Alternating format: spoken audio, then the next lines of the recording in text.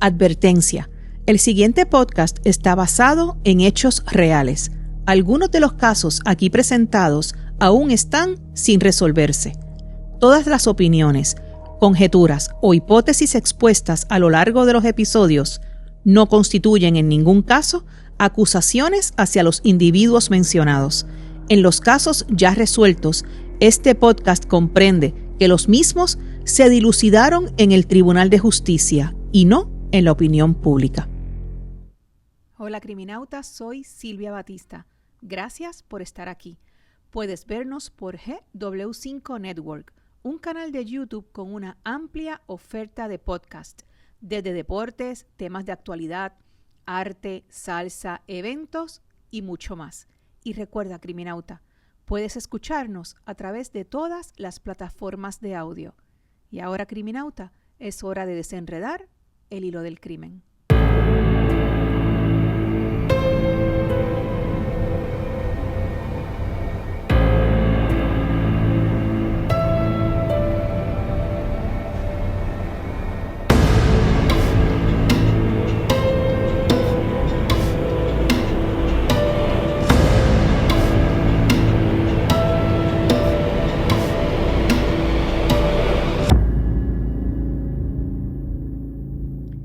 Venecia, Bogotá, Colombia.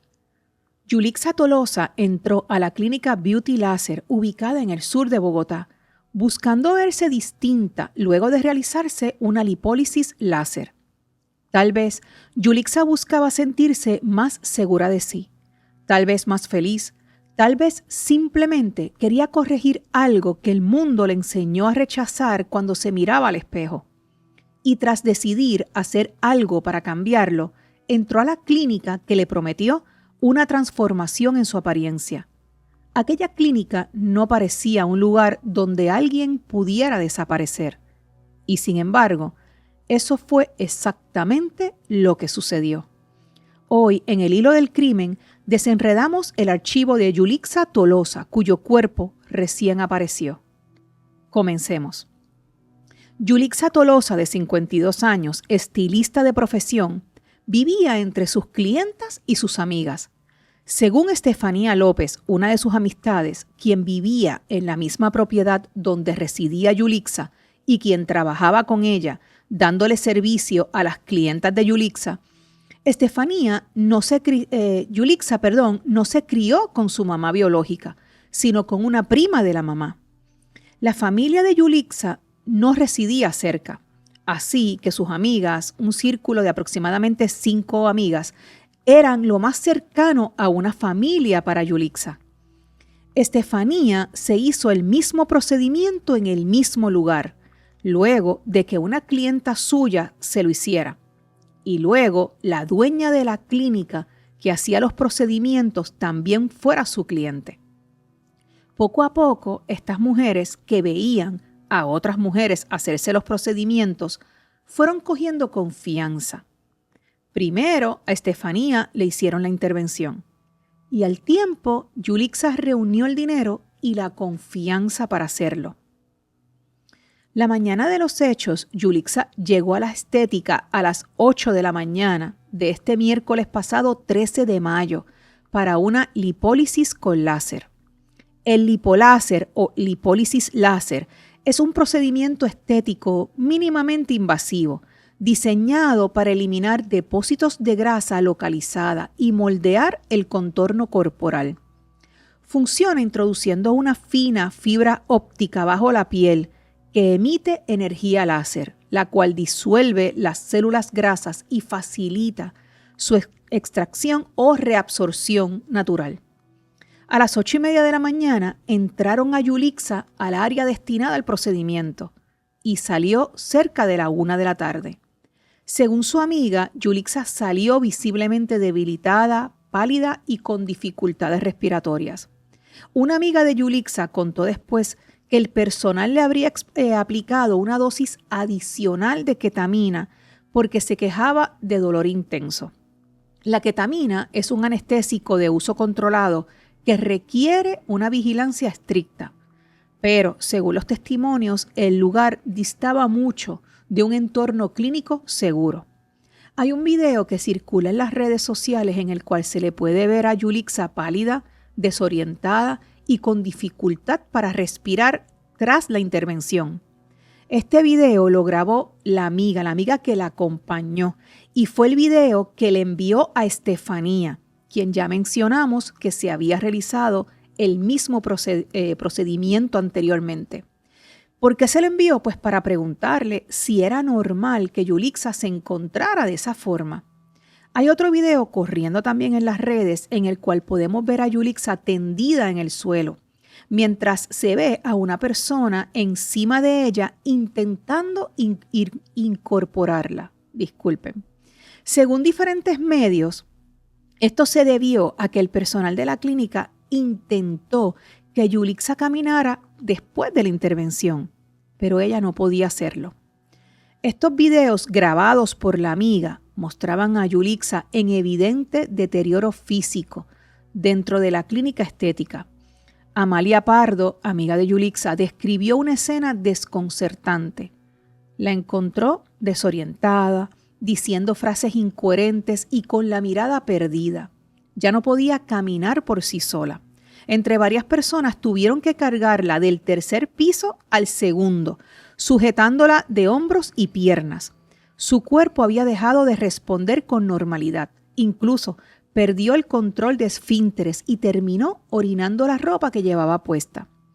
La amiga tenía que ir a recoger a su hijo al jardín, lo que llamamos en la isla un preescolar. Pero no olvidemos que estuvo en todo momento comunicándose con Estefanía, la otra amiga de Yulixa, que ya mencioné que se había hecho con anterioridad el mismo procedimiento y que vivía en los altos de la casa donde Yulixa también residía. ¿Para qué? Pues para comunicarle que debía recoger el niño, y entonces ellas dos se pusieron de acuerdo para que Estefanía fuera para allá, porque según el personal de la clínica, Yulixa debía quedarse más tiempo en recuperación. En ese lapso, en lo que la amiga salió y la otra llegó, todo dentro de la clínica se movió con rapidez. Esta estética, un edificio de 3 pisos, tenía en uno de los niveles el área donde ya les mencioné que se hacían los procedimientos, y en el otro piso, el segundo nivel, tenía 2 apartamentos con cuartos, baño y cocina para hospedar a las clientas que vinieran de lejos. En uno de esos cuartos es que el personal de la estética acomodó a Yulixa para continuar su supuesto proceso de recuperación. Estefanía, la amiga que llegó a sustituir a esta otra amiga que estuvo todo el día con ella y que se estuvo comunicando con Estefanía durante todo el procedimiento, pues Estefanía se comunica con María Fernanda, la dueña del local. Estefanía se comunicó con María Fernanda en todo momento, al principio para saber sobre el procedimiento, luego para saber de la recuperación de Yulixa. Y cuando va a sustituir a la amiga que ya mencionamos, la dueña le puso muchos peros para que no fuera, porque Yulixa se había quedado en el cuarto de recuperación, porque no había personal para abrirle la puerta cuando ella llegara y, supuestamente, ella, María Fernanda, estaba lejos. Solo excusas. Pero Estefanía le dijo que iba a ir como quiera y la esperaría afuera de la clínica hasta que ella llegara y le pudiera abrir para ver cómo estaba Yulixa, cómo estaba su amiga. La situación se volvió más alarmante cuando sus amigas encontraron la clínica cerrada y vacía. Una vez que Estefanía llega y se comunica con María Fernanda para dejarle saber que ya estaba allí, María Fernanda le escribe que el supuesto médico le informó que Yulixa se quiso ir a su casa porque allá tenía quien la cuidara. Y entonces decidieron montarla en un carro y la envió a la casa.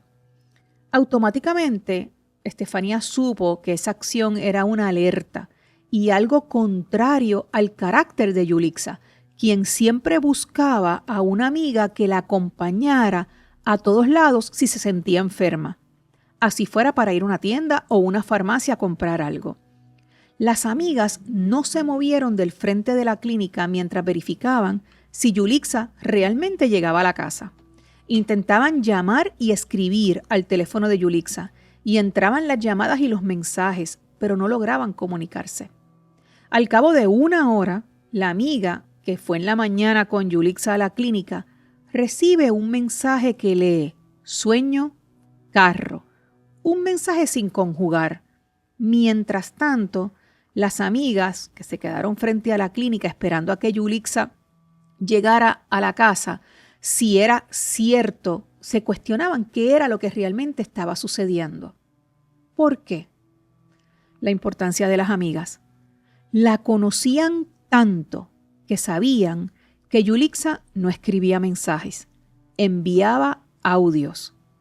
Otro mensaje escrito enviado del teléfono de Yulixa solo decía: vómitos, hospital. Luego de esto, el teléfono de Yulixa aparentemente fue apagado, pues ya no entraban mensajes ni llamadas. Estefanía y Amalia se comunicaron con los familiares y las autoridades. Una empleada de la clínica, quien terminó su turno cerca de las 6 de la tarde, le declaró a las autoridades que dejó a Yulixa en uno de los cuartos usados para dar alojamiento a los extranjeros que se realizaban los procedimientos, y que la dejó todavía mareada y aparentemente sedada. Dijo que estaba bajo el cuidado del supuesto anestesiólogo, del presunto cirujano, de la dueña del lugar y del esposo de esta. Antes de que esta empleada se fuera, escuchó una frase que después se volvería clave en la investigación: si algo, yo llamo a una ambulancia y la llevamos a un hospital. Pero la ambulancia nunca llegó. En cambio, cerca de las 7:30 de la noche, varios testigos vieron cómo sacaban a Yulixa del lugar en condiciones alarmantes. Dijeron que tenía la piel blanca y los labios morados. Aparentemente, ellos planeaban subirla primero al baúl de un Chevrolet Sonic gris, pero al notar a personas que estaban en la misma calle, cambiaron de decisión y la acomodaron en el asiento trasero. Uno de los testigos resumió la escena con una frase que quedó registrada en televisión: parecía un muerto.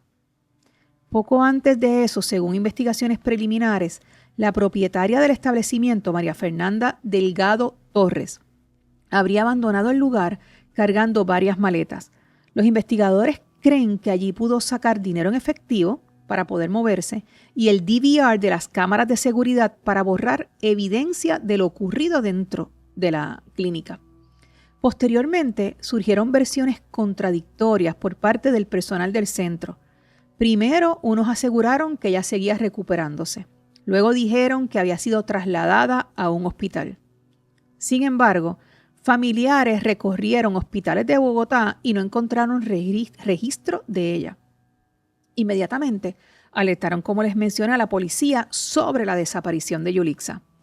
Las autoridades descubrieron que el establecimiento no tenía permisos, ni licencia, ni operaba legalmente para realizar procedimientos invasivos. Nada en Beauty Laser ML parecía ser legal. Pero aun cuando el lugar operaba sin autorización, aún así movía más de 70 millones de pesos mensuales. Esto hice la conversión y son unos $18,450 al mes. Allí, según las investigaciones, se realizaban procedimientos invasivos bajo la dirección de personas que, como les mencioné, no tenían títulos médicos válidos. Además, varios trabajadores y administradores desaparecieron poco después de la intervención. Los investigadores también sospechan que alguien manipuló el teléfono de Yulixa para enviar mensajes que aparentaran que ella seguía consciente y buscando ayuda médica por cuenta propia.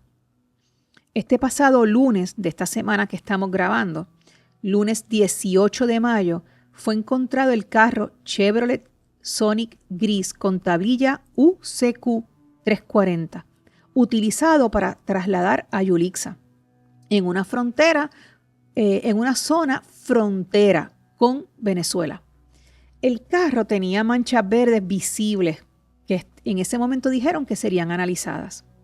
Pero más allá de estas manchas, la localización del vehículo le ha permitido a las autoridades investigar la ruta, que la vamos a ver un poco más adelante, la ruta que siguieron los tripulantes desde la clínica hasta los predios de Cúcuta, al norte de Santander, donde encontraron el carro. Por varios días, las amistades de Yulixa se mantuvieron afuera de las instalaciones de la clínica exigiendo información. El martes 20 de mayo, a una semana de haber desaparecido, el cuerpo de Yulixa fue localizado en una zona del municipio de Apulo, a unas 63 millas de Bogotá. Nubia Luz Tolosa, la madre de Yulixa, mencionó en entrevista, esta señora no sé si es la madre biológica o quien crió, o esta prima de la mamá que crió a Yulixa, pero ella la entrevistaron y mencionó en los medios que ni ella ni el resto de la familia sabían del procedimiento al que Yulixa se iba a someter. La investigación por la muerte de Yulixa Tolosa llevó a las autoridades colombianas hasta María Fernanda, señalada como propietaria y administradora del centro estético clandestino.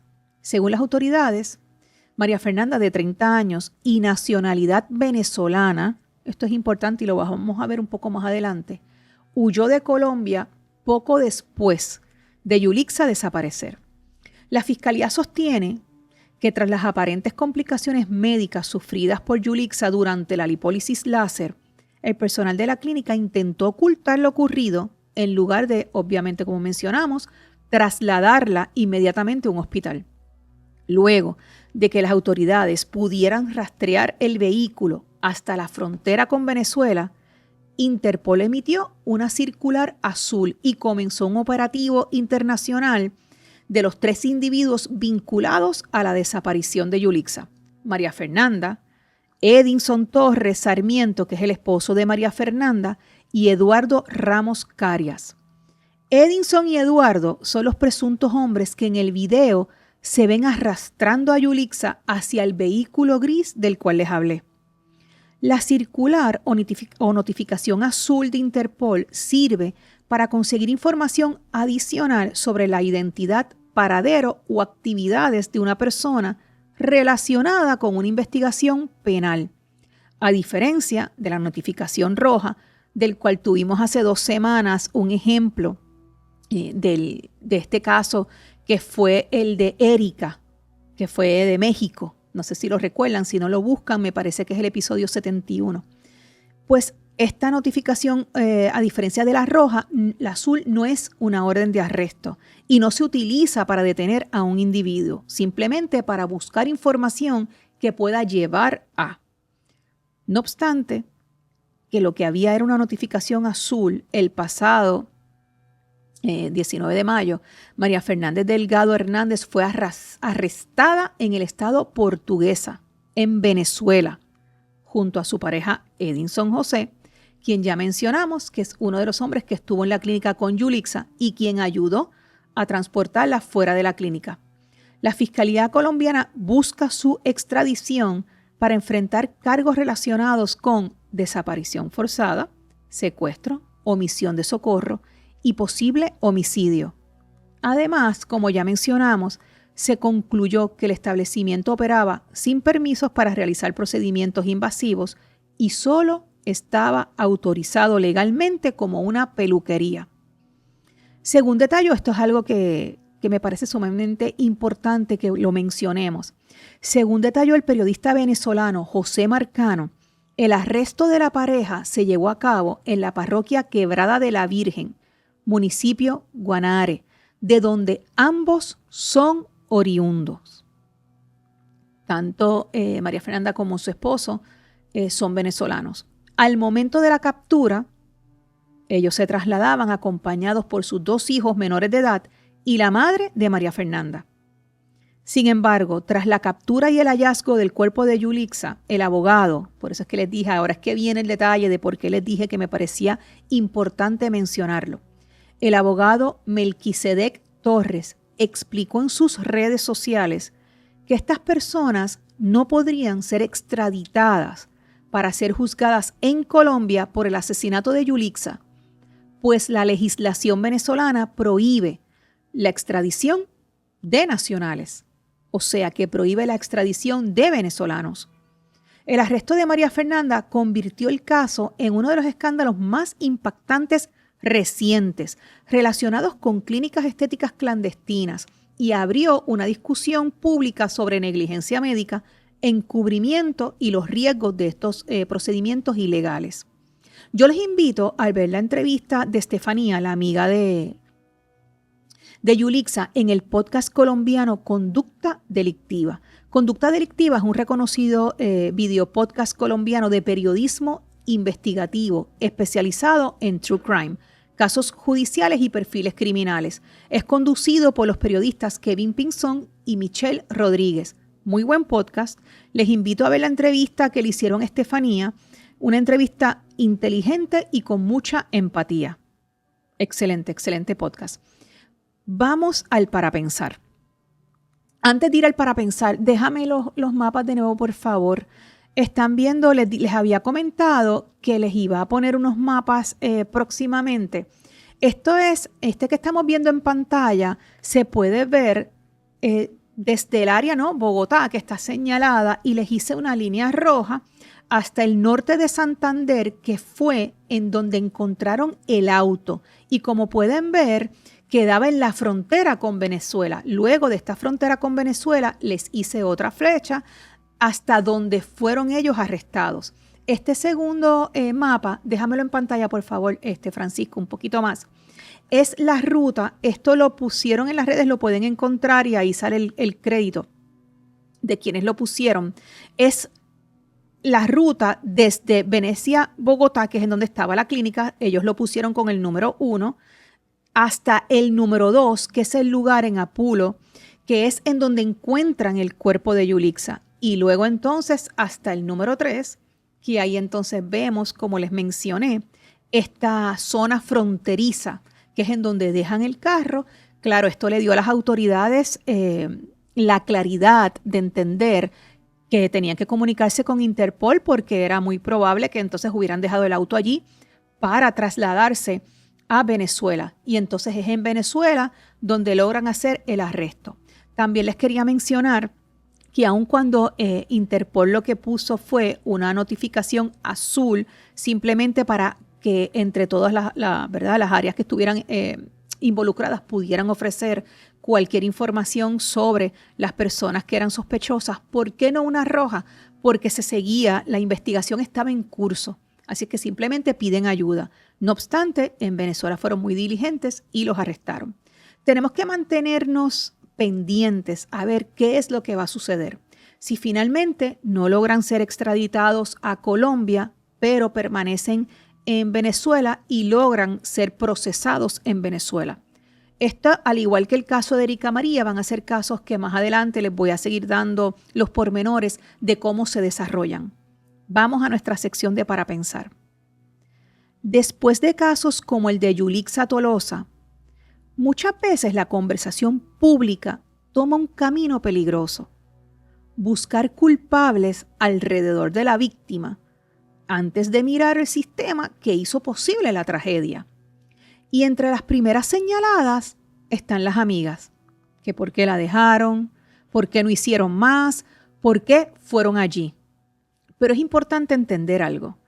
Los únicos verdaderos responsables de proteger una vida en un procedimiento médico son las personas que decidieron operar sin permisos, sin protocolos y claramente sin humanidad. Porque la realidad es que millones de mujeres viven bajo la presión constante con su apariencia física. Vivimos bajo esta presión. Una presión silenciosa que empieza temprano. Hay que verse más joven, más delgada, más perfecta, más aceptable. Y esa presión no nace de la nada. La construye una sociedad que muchas veces convierte el cuerpo femenino en proyecto, en vitrina y en exigencia permanente. Yulixa no es solamente una víctima de una clínica clandestina, también es víctima de una cultura que nos enseña a las mujeres que siempre hay algo que corregir en nosotras. Por eso, antes de juzgar a las amigas, quizás la pregunta más incómoda sea otra. ¿Qué tipo de sociedad hemos construido para que tantas mujeres sientan que arriesgar su vida por cambiar su cuerpo puede parecer una decisión normal? Otra cosa, ¿por qué juzgar a las amigas cuando claramente ante una mujer que no tenía familia cercana, ellas fueron lo más cercano a una familia y estuvieron ahí, la acompañaron, estuvieron pendientes, obviamente se mandaron videos porque la que estaba con ella no sabía si era normal lo que estaba sucediendo, su otra amiga siempre estuvo ahí y de hecho, gracias a que esas amigas estuvieron presentes, se mantuvieron en comunicación y le exigieron a la dueña de la clínica por información, es que encontramos el cuerpo y ya los arrestaron. Así es que no podemos saltar a juzgar sin pensar primero. Aquí quienes únicos deben ser juzgados fueron estas personas que operaban sin licencia. Para pensar. Y recuerda, criminauta, en el hilo del crimen no siempre tenemos todas las respuestas, pero seguimos haciendo las preguntas que no debemos dejar de pensar para encontrar respuestas juntos. Gracias por ver los episodios, siempre le doy gracias por estar aquí. Le doy las gracias a aquellos que vieron el pasado episodio del hilo del crimen que salió en vivo sin previo aviso. No sabíamos que íbamos a salir en vivo, pero cuando estuvimos allí en el centro de convenciones, que fue una actividad maravillosa y muy bonita donde todos los podcasts de GW5 pudieron salir en vivo y compartimos como familia. Al ver que había una muy buena conexión, subimos el episodio en vivo. Gracias a los que lo vieron después y gracias a todos ustedes que semana tras semana, criminauta, miran los episodios, me comentan, les dan like, me dejan casos que quisieran que investigara. El próximo episodio regresamos a un caso en Puerto Rico. Hasta el próximo episodio, criminauta.